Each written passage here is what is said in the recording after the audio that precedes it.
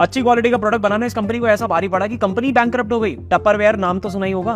Plastic के high quality डब्बे और बॉटल्स बनाती थी। मतलब टपरवेयर क्या है सोचो, जैसे हम नूडल्स को मैगी बोलते हैं, फोटोकॉपी को जेरॉक्स बोलते हैं, एडेसिव्स को फेविकॉल बोलते हैं, वैसे ही लोग भैया किसी भी कंपनी के प्लास्टिक के डब्बे को टपरवेयर बोलते थे। लेकिन कंपनी ने अब बैंकरप्सी फाइल कर दी है क्योंकि लगातार इनकी सेल्स गिरती चली गई है। क्यों गिरी सेल्स? नंबर पहला कारण, इन्होंने इतनी हाई क्वालिटी डब्बे बना दिए कि 20-20 साल तक डब्बों को कुछ हो ही नहीं रहा, और गलती से कुछ हो भी रहा है तो ये लाइफ टाइम वारंटी दे रहे हैं, जिसकी वजह से इनका कभी रीपर्चेज ही नहीं हुआ।